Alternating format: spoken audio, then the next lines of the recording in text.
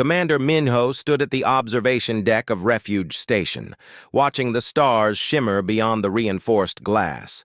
His coffee had gone cold an hour ago, but he did not notice. 30 years.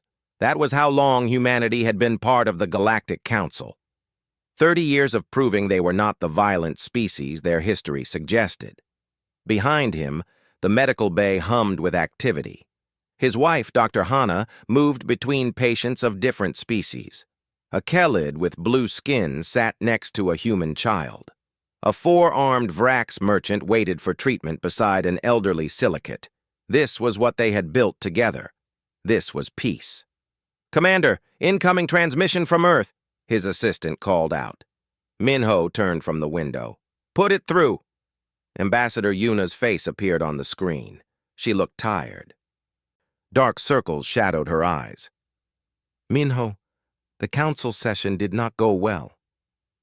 "They rejected the treaty expansion again?" "Worse, the Vrax delegation walked out. They said humanity talks too much and acts too little." Yuna rubbed her temples. "They called us soft. They said the council coddles weak species." Minho felt something cold settle in his stomach. "What does Earth say?" "President Jinwoo wants us to stay calm, keep building trust, show them we are partners, not threats."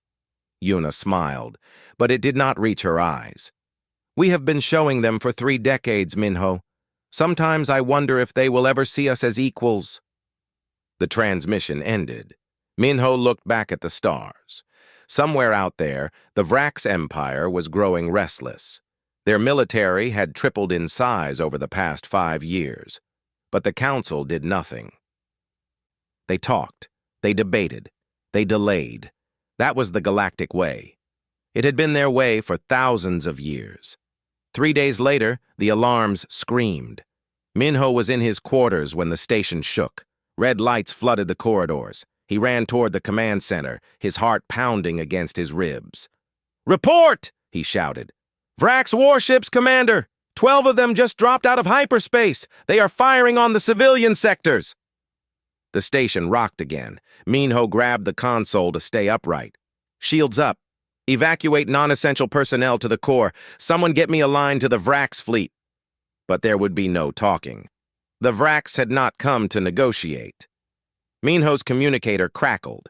It was Hana. "Minho, the medical bay is taking heavy damage. We are moving patients to the lower levels.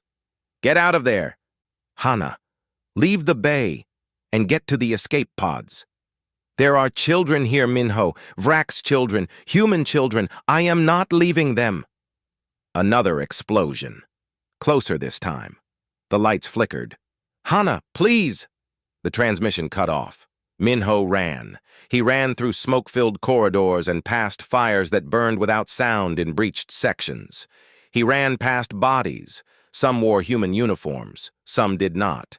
The Vrax were not discriminating in their attack. When he reached the medical bay, half of it was gone, just open space and twisted metal. Emergency fields kept the air from venting, but they would not hold long. He found her in the pediatric wing. Dr. Hana lay beneath a fallen support beam, 3 small children huddled in her arms, 2 human, 1 Vrax. She had covered them with her own body when the ceiling came down. "Hana!" Minho dropped beside her, trying to lift the beam. It would not move. She opened her eyes. Blood trickled from her mouth. "The children, get them out." "I am getting all of you out." "Minho." Her voice was soft. "You know better. Save them. Promise me." He could not speak, could not breathe. "Promise me," she whispered again. "I promise." She smiled. Then her eyes closed. Minho pulled the children free. He carried them through the dying station, through flames and chaos, to the last functioning escape pod. As he strapped them in, he looked back one final time. Refuge Station was breaking apart. Hundreds were still inside. The escape pod launched. Through the small window, Minho watched the Vrax warships fire again and again. They were making sure nothing survived. Earth received the news 3 hours later. Refuge Station was gone. The colony on New Sol was gone. The research outpost on Meridian was gone. 2.3 million human lives erased in coordinated strikes across 3 systems. The Vrax sent a message to Earth. It was simple. Surrender your core worlds, or we will sterilize every human planet. You have 1 week to decide. President Jinwoo called an emergency session of Earth's government. Minho attended via hologram, still covered in dust and dried blood. They think we are weak, Jinwoo said quietly. For 30 years, we showed them peace. We thought it made us strong, but they saw it as weakness. What do we do? Someone asked. Jinwoo looked at the assembled leaders. I spoke with the council. They knew the Vrax were planning this. They did nothing. They wanted to see what we would do. Silence filled the room. So we show them, Jinwoo continued. We tried their way. We tried peace. Now we try something else. Mr. President, Admiral Suji spoke up. She was old enough to remember the world before first contact. Are you saying what I think you are saying? I am saying we withdraw from all council treaties. I am saying we go dark. Complete communications blackout. Jinwoo's eyes were hard. And I am saying we open the old files, the ones we sealed when we joined the council. Sir, those files, I know what they contain, Admiral. I know what we were before we chose peace. Jinwoo looked at each face on the screen. The galaxy is about to learn what we were holding back. Minho stood in the refugee center, watching the children he had saved sleep. The Vrax child slept between the 2 human ones, unaware that his people had killed their parents. Hana would have been proud of that. She believed in healing, in bridging divides, in choosing mercy. But Hana was gone. A message appeared on his communicator. It was from Admiral Suji. Fleet Command needs experienced officers. We are recalling everyone with military training. Report to Earth immediately. Minho looked at the children one last time. Then he turned toward the transport bay. The galaxy wanted an answer. They would get one. 6 months passed without a single word from human space. The Galactic Council chambers buzzed with speculation. Representatives from 47 species gathered to discuss the human situation. The Vrax ambassador sat with his 4 arms crossed, looking pleased with himself. They have gone quiet because they are broken, he announced.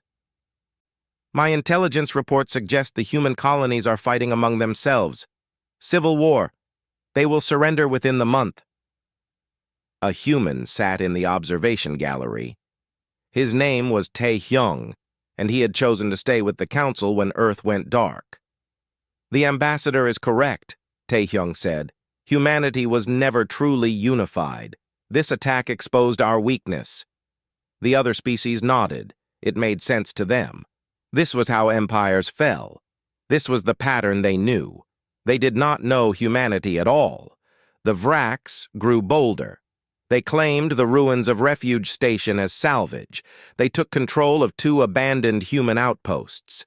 They sent scouts toward human trade routes, probing for weakness. The scouts never reported back. Other species noticed the silence. They began to wonder, but the Vrax convinced them it meant nothing. Space is dangerous, the Vrax ambassador said. Ships go missing all the time. Then the Vrax decided to end it. A fleet of 200 warships gathered at the edge of human space. They would jump to Earth, accept the surrender, and begin the occupation of human worlds. Admiral Gorax commanded the fleet. He was a decorated warrior who had conquered 12 systems for the Vrax Empire. Earth would be his 13th. All ships, prepare to jump, he ordered. We arrive at Earth in 3, 2, 1. The stars shifted. The fleet emerged in the Sol system and stopped. Admiral, his sensor officer said, you need to see this. The view screen showed Earth, but it was not the Earth they expected. Satellites filled the orbital space, thousands of them. Defense platforms ringed every planet and major moon. Ships, dozens of them. hung in formation like a wall of steel. "Those are not civilian transports," Gorax whispered. "They were warships, real warships, and they were moving into attack positions." A transmission came through. A human woman appeared on every VRAC screen simultaneously. She wore a military uniform with 4 stars on her collar. "I am Fleet Admiral Suji of Earth Defense Command. You entered our space with hostile intent. You have 1 chance to leave. Take it." Admiral Gorax laughed. 200 ships against maybe 40. Human, you are brave but foolish." "I said we would give you 1 chance," Suji replied. "I did not say you would get a second one." The transmission cut. Then the satellites fired. They were not energy weapons. They were kinetic kill vehicles. Chunks of metal accelerated to impossible speeds. Simple, brutal, effective. 3 VRAC ships exploded before Gorax could even give orders. "All ships, return fire! Destroy those satellites!" But the satellites were too many, too fast, too small, and while the VRACs focused on them, the human warships attacked. Minho commanded the carrier Hana's Vigil from the bridge. Around his ship, smaller craft deployed like angry insects, drones, hundreds of them, each one guided by artificial intelligence, each one carrying enough explosive to crack a VRAC's ship's hull. "Target their command vessels first," Minho ordered. "Cut off their coordination." The drones swarmed.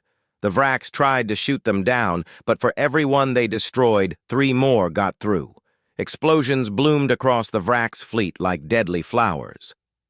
"Sir, they are trying to retreat," his tactical officer reported. "Pursuit course. Do not let them jump out." "Sir?" Minho's voice was ice. "They attacked our civilians, our children. They do not get to run." The human fleet moved like a machine. Every ship knew its role. Every weapon fired with precision. This was not the desperate defense the VRACs expected. This was a massacre. Admiral Gorax watched his fleet die. 200 ships had entered the Sol system. 43 escaped. On the VRAC's homeworld, the Emperor received the news in disbelief. "Impossible. Humans do not have that kind of military. They are peaceful. They are weak." "Perhaps they were lying," his advisor suggested quietly. "Then we crush them with everything we have. Mobilize the 2nd and 3rd fleets." But Earth was not waiting. Dr. Nari worked from a facility deep beneath Geneva. She was a psychologist before the war. Now she ran Earth's Information Warfare Division. Her job was simple: make sure the galaxy knew what was happening. Every Council species received the same transmission. It showed the battle at Earth. It showed VRAC's ships burning. It showed the efficiency of human weapons. And it showed a message from President Jinwoo. "For 30 years we chose peace. We thought cooperation made us strong. We thought the galaxy wanted partners." Jinwoo's face was calm, but his eyes were hard. "We were wrong. You mistook our choice for inability, our mercy for weakness." The image changed. It showed human history, wars, weapons, millions dead in conflicts that spanned the globe. "This is what we were before we joined you. This is what we stopped being when we chose peace. This is what you made us remember." The transmission ended with coordinates. 12 locations in VRAC space. "We are coming for these installations," the message said. "Evacuate them or do not. We do not care anymore." The galaxy watched in horror as human fleets appeared at each location exactly on time.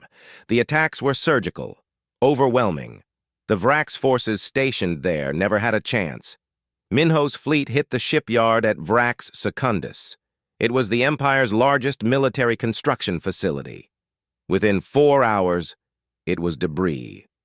Captain Yoongi led the ground assault on a VRAC's fortress.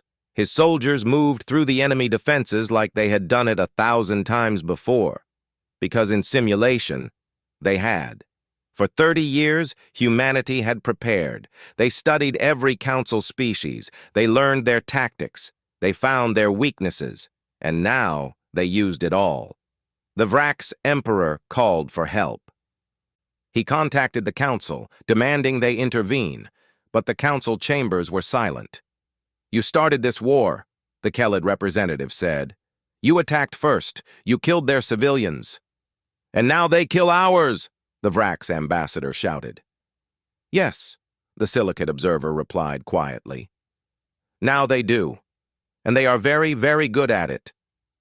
Species that had mocked humanity now watched carefully. They saw the patterns, the precision, the rage contained behind discipline. They realized something terrifying. Humans had not been weak. They had been holding back. Dr. Nari sent another broadcast. This one was just for the Vrax population.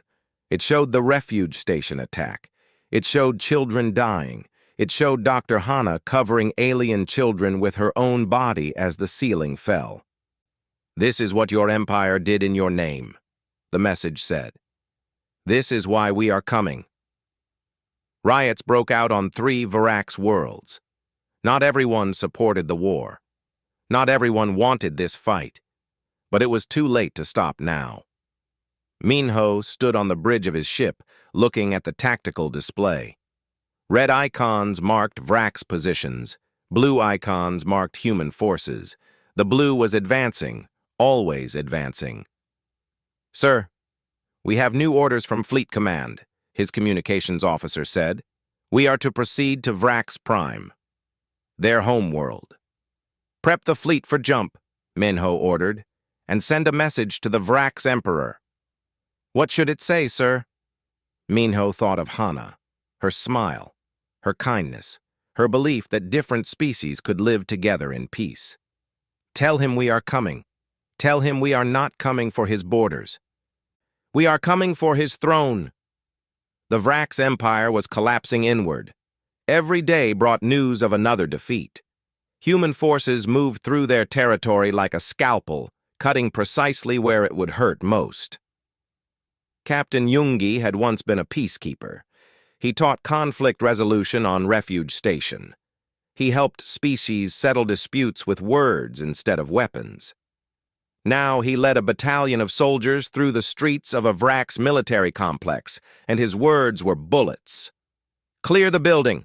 Non-combatants are to be escorted to safe zones. Anyone holding a weapon is a valid target." His soldiers moved with practiced efficiency. They had trained for this. Cross-training, they called it. While the galaxy thought humanity was teaching farming techniques and medical procedures, they were also teaching their people how to fight. Just in case. The just in case had arrived. The Vrax military tried everything. They threw their best troops at the human advance. They used their heaviest armor. They even pulled forces from their other borders, leaving themselves vulnerable to species they had bullied for centuries. Nothing worked. Then the Vrax crossed a line. The colony on Jericho was small, 15,000 people, mostly farmers. They grew food for the inner worlds. There was no military presence, no weapons, no threat to anyone. The Vrax hit it with biological weapons. Dr. Nari received the reports in her underground facility. She read them twice, unable to believe what she was seeing. A manufactured virus. Airborne, incredibly lethal to humans. 800,000 dead, including the children. "They used bioweapons," she said quietly. The room fell silent. "Get me President Jinwoo. Now." The president appeared on screen minutes later. He looked like he had aged 10 years. "I heard. The council is demanding we show restraint. They say using bioweapons is a line we should not cross in retaliation." "The council can go to hell," Nari said. "Sir, with respect, this is different. They did not just attack soldiers. They did not just hit a military target. They killed civilians with a plague." "What are you suggesting, Doctor?" Nari took a deep breath. "My team has been working on something, a genetic modification virus, species-specific. It does not kill. It just makes them sterile." Jinwoo stared at her. "Explain." "The Vrax who contract it would not know anything was wrong. Not for years. but they would not be able to have children. It would take 3 generations before they realized their species was dying. And we can cure it? Yes, sir. We have the cure. We just need to decide if we use this. Jinwoo closed his eyes. When he opened them, they were filled with something cold and final. They killed our children. Use it. The virus was deployed silently. It spread through Vrak's commercial routes hidden in ordinary trade goods, medical supplies, food shipments. By the time anyone noticed, it had reached every Vrak's world. Then Earth made an announcement. President Jinwoo addressed the galaxy. The Vrak's empire used biological weapons against unarmed civilians. In response, we have deployed a species-specific genetic virus. It will not kill. It will prevent reproduction. The Vrak species will die slowly, peacefully over several generations. The galaxy reeled. Some species called it merciful compared to what they expected. Others called it monstrous. We have the cure, Jinwoo continued. It will be provided to the Vraks when they meet our terms. Full unconditional surrender. Immediate. No negotiations. The Vrak's emperor refused. We will not surrender to anyone, especially not to prey species like humans. Then your species dies, Jinwoo said simply. Your choice. Minho's fleet arrived at Vrak's Prime 3 days later. 75 human warships surrounded the planet. The Vrak's home defense fleet tried to stop them. It took 6 hours to destroy the Vrak's ships. Then the orbital bombardment began. But it was not what the Vrak's expected. The humans did not fire on cities. They did not target civilians. They hit military installations with surgical precision. Why are they not destroying everything? The Vrak's emperor demanded. Because they want us to surrender, his advisor said. If they kill everyone, there is no one left to rule. Lieutenant Yoonji worked from the engineering bay of Minho's flagship. She was 23 years old and had never fired a weapon in her life, but she was brilliant with systems and code. While Vrak's defenders tried to stop the fleet, she hacked their planetary shield network. Sir, I have access to their shield generators, she reported. Can you disable them? Yes, sir, but it will take a few minutes. Their encryption is actually pretty good. You have 10 minutes, Lieutenant. I will need 8. She needed 7. The shields fell. Human landing craft launched immediately. Captain Yoongi led the first wave. The battle for Vrak's Prime lasted 3 days. The Vraks fought hard. This was their home, but the humans fought harder. They had lost 3 colonies. They had lost Refuge Station. They had lost 2.3 million people. They would not lose this. Yoongi's forces fought building by building toward the Imperial Palace. The Vraks threw everything at them. Elite guards, heavy weapons, automated defenses. The humans adapted. They learned. They overcame.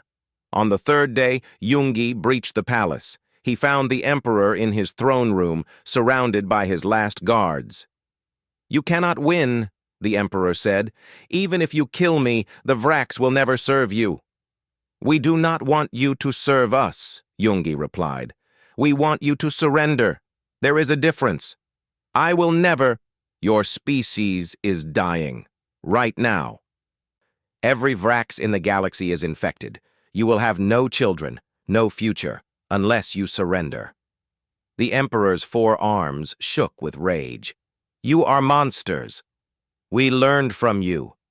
The Emperor looked at his guards, then at the human soldiers, then at the throne he had held for 40 years. What are your terms? Meanwhile, the Galactic Council had discovered something terrifying. Humanity knew about the 3 species that secretly helped the Vraks. The Kelid, the Porthos, the Silicate Collective. Human fleets appeared in their space, not attacking, just waiting, orbiting their homeworlds, silent, patient. The message was clear without words. The Kelid representative contacted Earth. We can explain. Save it, Admiral Suji replied. Here are your options. You can declare war on us, in which case we treat you like the Vraks. You can stay neutral, and we leave. Or you can join us in enforcing the peace we are about to build. Choose quickly. All three species chose neutrality. For now. The Vrax Emperor signed the surrender document with all four hands. The terms were brutal: complete disarmament, reparations for 500 years, human oversight of their government, and they would accept the genetic cure. When they would accept it. "We will think about it," Minho said, standing before the Emperor. "Every day you wait is another day your people cannot have children.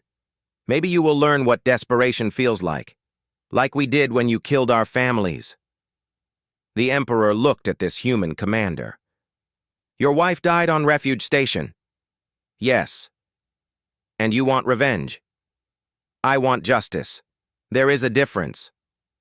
Minho turned to leave, then stopped. "My wife believed in peace. She died protecting children, your children among others. I am honoring her memory by not exterminating your species. That is the only mercy you will get from me." The war was over. Humanity had won, but the victory felt hollow. Minho stood on the bridge of his ship, looking at Vrax Prime below.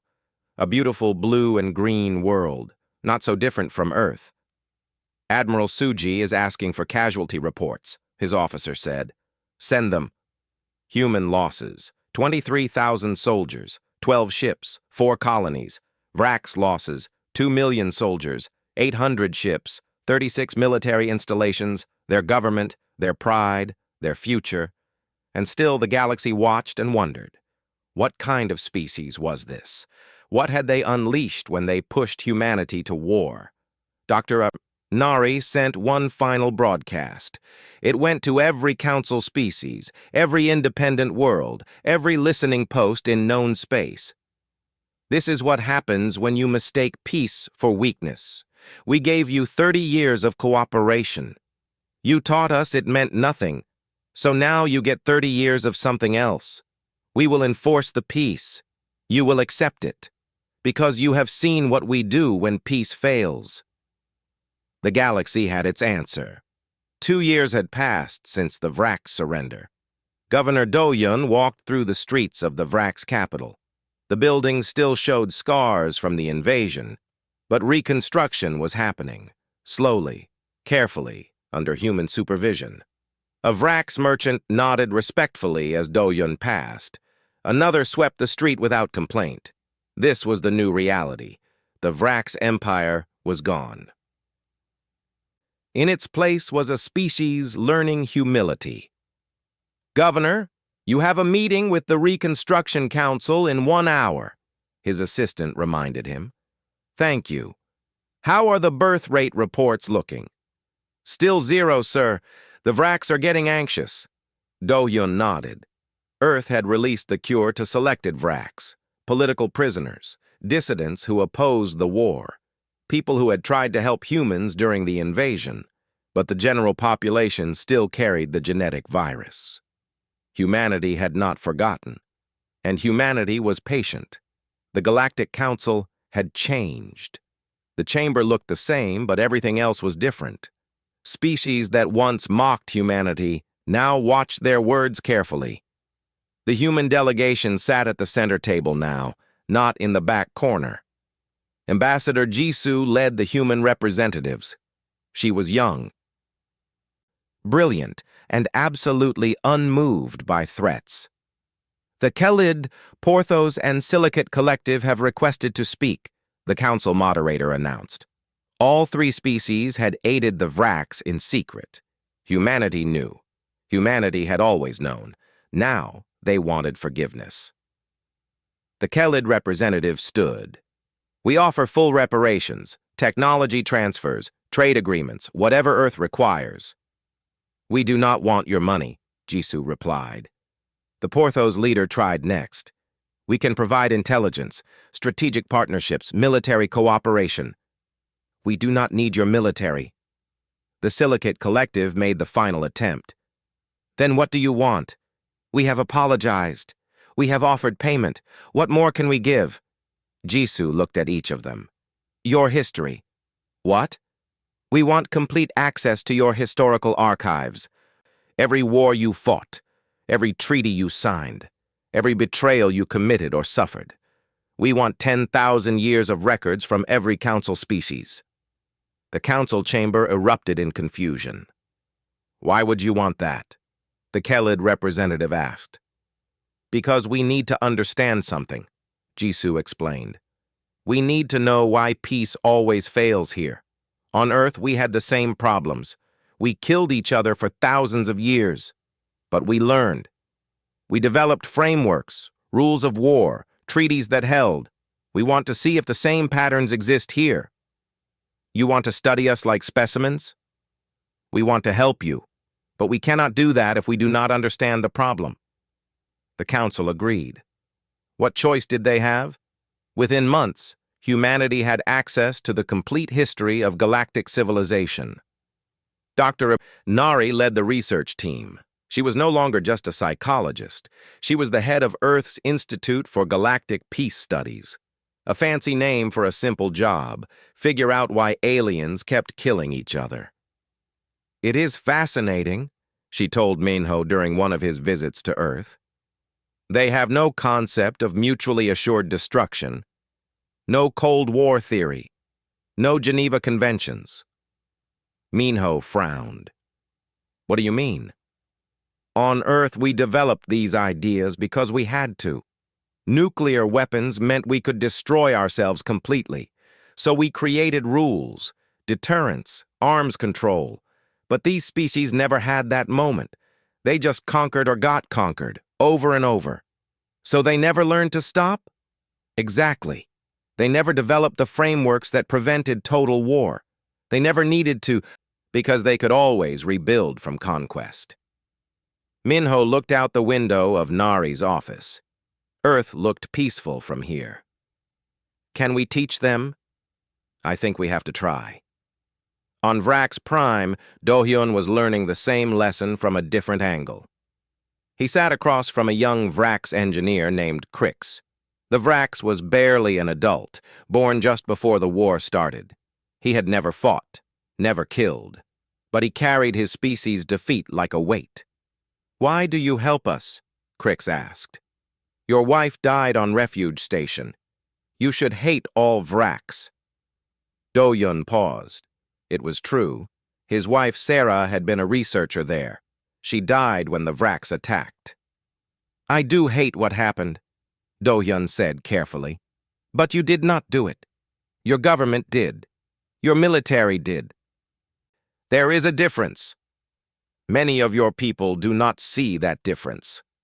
Many of your people did not see the difference between human civilians and human military when they attacked our colonies. Do-hyun met Crix's eyes. But we are trying to be better than that. If we just hate everyone, the cycle never ends. Crix was quiet for a moment. What my people did was wrong. I know that now. Many of us know it.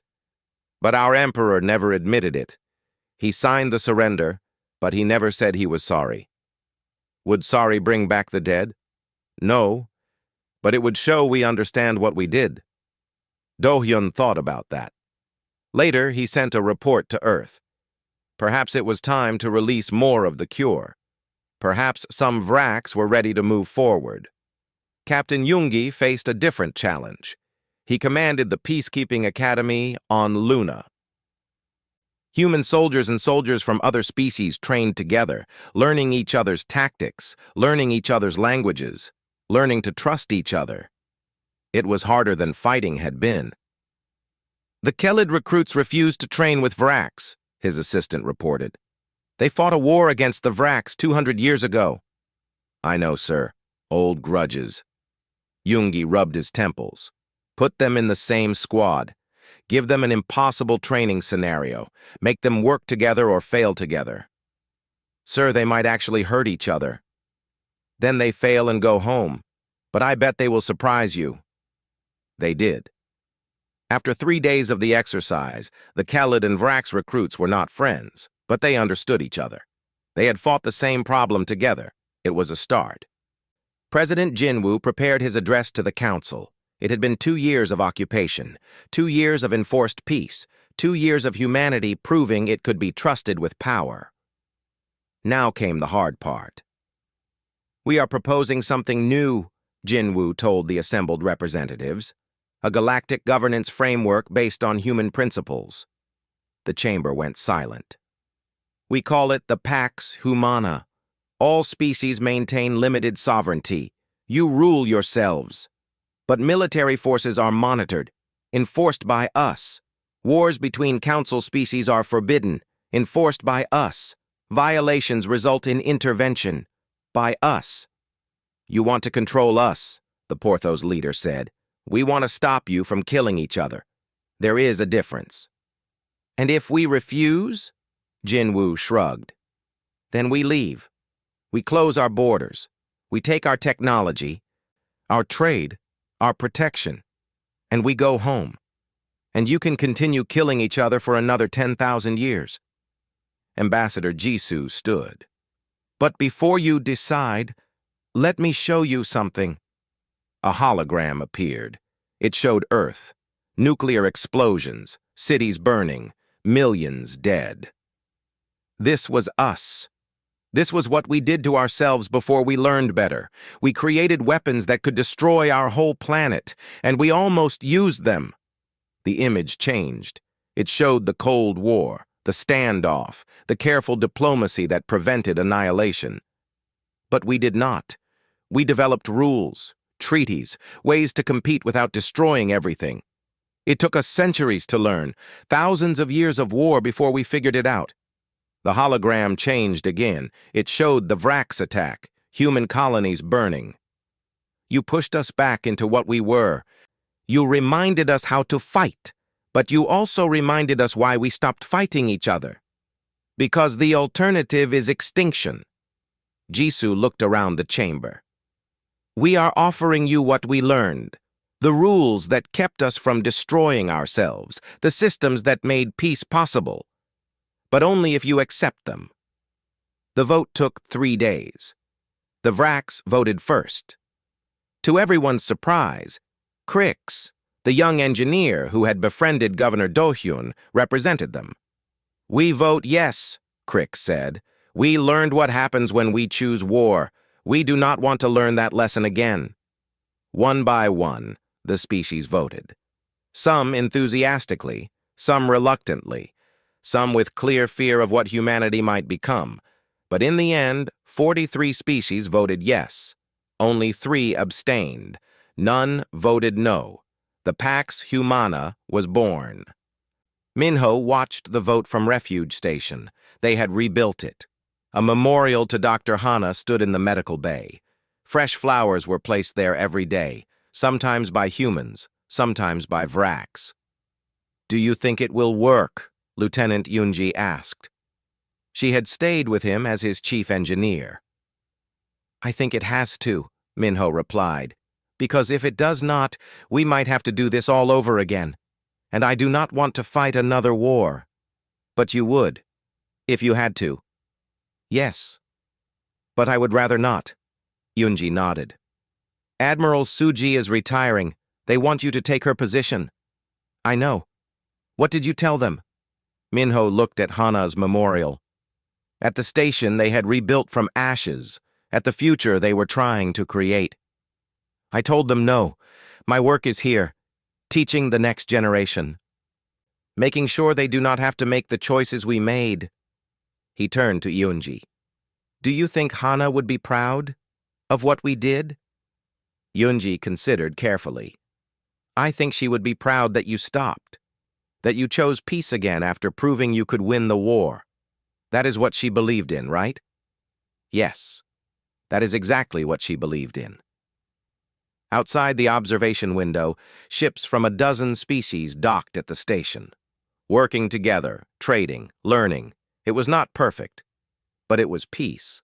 And for now, that was enough. 10 years after the war, the galaxy looked different. Human patrol ships moved along trade routes like silent guardians. They did not conquer, did not occupy. They just watched. And that was enough to keep the peace. Fleet Admiral Sora commanded Earth's defense forces now. She was younger than Suji had been, faster to smile, but her eyes held the same steel. She understood what the fleet represented, not just weapons, but the promise that those weapons would be used if needed. "Report from the frontier," her aide said. "A new species just entered Council space." Sora looked up from her reports. "What do we know?" "They call themselves the Corvins. Insectoid hive species. They have claimed 3 uninhabited systems and are demanding recognition from the Council." "Demanding?" "Their queen sent a message. She says the systems are theirs by right of discovery. Any attempt to remove them will be met with military force." Sora sighed. 10 years of peace, and now this. "Set up a meeting with the Council, and get me Ambassador Jisoo." Minho learned about the Corvons while teaching a class at Refuge Station. The station had become the premier training facility for multi-species cooperation. Students from across the galaxy came here to learn conflict resolution. "Commander Minho," one of his students asked. She was Vrax. Her name was Kira, and she was Crix's younger sister. "What do we do when someone refuses to talk?" "You keep trying to talk, but you also prepare for the possibility that talk will fail." "Is that what humanity did with my people?" Minho paused. The Vrax students always asked the hardest questions. "Yes, we tried peace for 30 years. When your empire attacked, we had to try something else. But we never stopped wanting peace. We just made it too expensive for you to keep fighting." A human student raised his hand. "Sir, they are saying a new species is threatening war." "The Corvins." Minho pulled up the report on his display. He read it twice. "Class dismissed early today. Study chapters 12 through 15 on first contact protocols. We will discuss this tomorrow." As the students filed out, Lieutenant Unji approached. She was a full commander now and ran the station's engineering division. "You are going to volunteer, are you not?" she asked. "Someone needs to talk to them." "Minho, you are not a combat officer anymore. You teach peace." "That is exactly why I should go. Someone who remembers the cost of war needs to explain why they should avoid it." On Earth, President Jinwoo met with his advisors. He was older now. Gray touched his temples, but his mind was as sharp as ever. "The Corvans have no concept of the Pax Humana," Dr. Nari explained. She had become Jinwoo's chief advisor on alien psychology. "They are a hive species. Individual life means little to them. They think in terms of the collective. So they will not be afraid of casualties? Not the way other species are, but they might respond to threats against the hive itself. Then we show them what threatening the hive looks like." Jinwoo turned to Admiral Sora. "Prepare a fleet, but do not send it yet. First we talk." Ambassador Jisoo traveled to the frontier alone. No guards, no weapons. Just her and a small shuttle. The Corvin Queen agreed to meet her on neutral ground. A barren moon between their claimed systems and council space. The Queen was massive, 3 times the size of Jisoo. Her exoskeleton gleamed in the moon's harsh light. Thousands of smaller Corvins surrounded her, creating a living wall. "You come alone," the Queen observed. Her voice was a chorus of clicks and whistles translated by machine. "I come in peace. Peace is for the weak. We are strong. We take what we need." Jisoo smiled. It was not a friendly smile. "May I show you something?" She projected a hologram. The Vrax attack on Refuge Station. The human response. The war that followed. This is what happened the last time someone mistook our peace for weakness. The Queen watched without comment. When it ended, she clicked thoughtfully. "You destroyed them. We defeated them. There is a difference. They still exist. They have rebuilt. But they learned." "What did they learn?" "That humanity prefers peace, but we are very, very good at war." The Queen leaned closer. You threaten us? I inform you. Those 3 systems you claimed, they border 17 council species. Under the Pax Humana, territorial disputes go to arbitration, not war. And if we refuse arbitration? Jisoo pulled up another image. The Vrak's homeworld. Human ships in orbit. Then we treat you like we treated them. We will destroy your military, occupy your worlds, and enforce peace whether you want it or not. You could not defeat us. Our hive produces 1 million warriors a day. The Vraks thought their numbers would save them too. They were wrong. Jisoo met the Queen's multifaceted eyes. But let me show you something else. The hologram changed. It showed Refuge Station now. Humans and Vraks working together. Children of both species playing in the gardens. This is what we do after the war. We rebuild. We teach. We create something better. Jisoo smiled again, warmer this time. We can destroy you. We have proven we have that capability, but we would rather not. So let me ask you, what do you actually want? The Queen was silent for a long moment. We want territory, resources, room for our hive to grow. The Council can provide that. Through negotiation, through trade, through cooperation. You get what you need. We avoid war. Everyone benefits. And if your Council betrays us? Then we enforce the terms. That is what humanity does now. We make sure everyone plays fair, including ourselves. The Queen clicked and whistled to her attendants. They responded in a cascade of sound. Finally, she turned back to Jisoo. Why do you do this? Why do you enforce peace instead of building an empire? Jisoo thought of all the briefings she had read, all the history humanity had studied. Because empires fall. Always. We learned that lesson the hard way. But peace? Peace can last, if someone is willing to protect it. 3 days later, the Corvan Queen addressed the Galactic Council. We will join your Pax Humana. We will submit to arbitration. We will cooperate. The council chamber erupted in surprised chatter. The Corvans had seemed so hostile, so aggressive. But we have conditions, the Queen continued. We want humanity to explain their ways to us. We want to learn their rules. Because if we are going to be part of this peace, we need to understand how it works. Ambassador Jisoo stood. We accept. Welcome to the council. Afterward, the Queen approached Jisoo privately. You frightened us. I know. Not with your weapons, with your restraint. The Queen clicked thoughtfully. Any species can destroy. We could have fought you and perhaps won, perhaps lost. But you showed us you could destroy us and chose not to. That is power we do not understand. It is power we barely understand ourselves, Jisoo admitted. We spent thousands of years fighting each other before we learned to stop. We are still learning. Then we will learn together. Minho received a message 2 weeks later. It was from President Jinwoo. Minho, we want you to lead the diplomatic training program for the Corvans. Teach them what we learned. Help them understand peace. Minho looked around his classroom at Refuge Station. His students were already multi-species. Adding Corvans would be interesting. He accepted. On Vrax Prime, Governor Do-Yun stood before the Emperor, the same Emperor who had ordered the attack on human colonies. The same Emperor who had surrendered 10 years ago. I am releasing the full cure, Do-Yun said. All Vraks will be able to have children again. The Emperor's 4 arms trembled.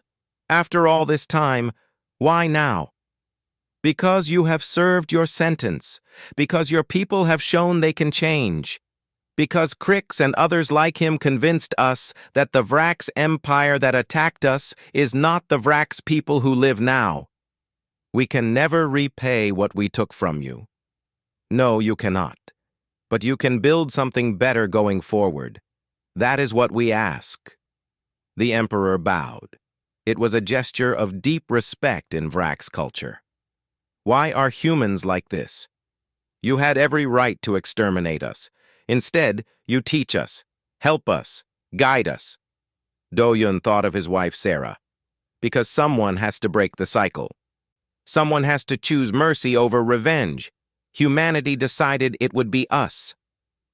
5 years later, Minho stood at the entrance to Refuge Station's memorial garden. It had grown. Plaques honored the dead from the war, human and Vrax both, even some Khalid and Porthos who had died in the fighting. His daughter Yuna played nearby. She was born on the station, named after the ambassador who had tried so hard to prevent the war. She played with Crix's daughter and a young Corvin who was part of the new diplomatic program. They do not know what we did, Yunji said, standing beside him. They do not remember the war. Good. They should not have to. Do you ever regret it? The choices we made? Minho watched the children play. Every day. And I would make them again if I had to. That is the burden of peace. Knowing when to fight and when to stop. The Council is asking humanity to mediate another dispute. The Porthos and Silicates are arguing about mining rights.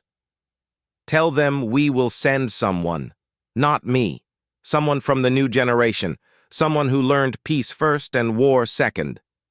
Yunji smiled. Yoongi is recommending one of his academy graduates, a human named Junho, says he is brilliant at negotiation. Then send Junho. The galaxy needs more diplomats than soldiers now. That night, Minho addressed the station's assembled students and staff. Representatives from 32 species listened. 10 years ago, the galaxy learned what humanity does when peace collapses. We showed you we could fight. We showed you we could win. But more importantly, we showed you we could stop. He gestured to the memorial garden. We remember what war costs. We honor those who died. And we choose every day to build something better than what we lost. The galaxy dreaded our answer when peace failed. Our answer was not endless war. It was not empire. It was not revenge. Minho looked at the faces before him, human, Vrax, Khalid, Corvin, all listening. Our answer was this. We will rebuild the peace. We will enforce it. We will teach it. And we will make sure that what happened to us never happens again. Not because we are stronger than you, but because we remember what it cost to become strong, and we choose not to forget. The students stood. They saluted in their different ways. Four-armed Vrax gestures. Corvin wing movements, human military stance. It was not perfect, but it was peace. And this time, humanity would make sure it held. Commander Minho walked back to his quarters. Through the window, he could see Earth in the distance, a blue and green marble in the darkness. Home. They had tried peace once and it had failed. But this time, they built it on a foundation of strength. This time, they enforced it with the same precision they had used in war. This time, the galaxy understood. Peace was not weakness. It was a choice. A difficult choice. Made every day by people who knew what the alternative looked like. Humanity had shown them both sides. The war and the peace. The destruction and the rebuilding. Now the galaxy could choose which lesson to remember. Minho hoped they chose wisely. Because humanity's fleet still patrolled the stars, still watched, still waited, ready to defend the peace they had built from the ashes of war. And that readiness, that capability held in check by choice, was the real answer humanity had given. The galaxy no longer dreaded humanity's power.